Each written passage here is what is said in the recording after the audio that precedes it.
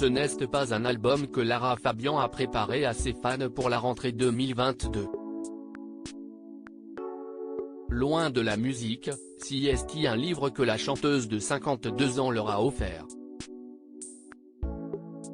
Le 22 septembre dernier, elle publiait tout aux éditions Libre Expression. Des pages au fil desquelles elle livre ses conseils culinaires, de multiples recettes mais surtout où elle se confie comme jamais elle ne l'avait fait auparavant. Elle n'avait d'ailleurs jamais avoué avoir été victime de sérieux troubles alimentaires il y a plus de 20 ans.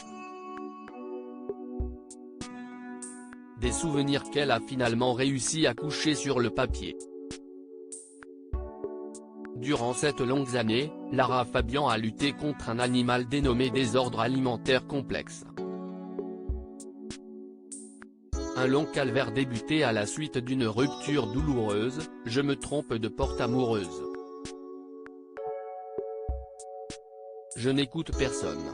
Elle s'enfonce alors dans une descente aux enfers, lentement mais sûrement, je commence à aller mal. Très mal explique-t-elle jusqu'au point de non-retour.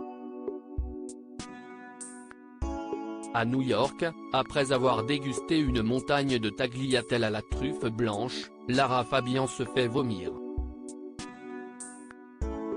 Le début d'une longue traversée du désert, j'oscillerai entre des semaines où tout va bien en apparence.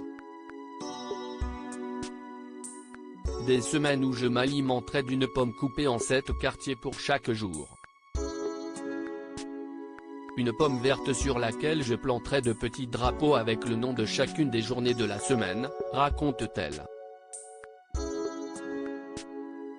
Cette anorexie est entrecoupée d'épisodes de boulimie à l'issue desquels Lara Fabian finira par passer des nuits entières la tête dans la cuvette.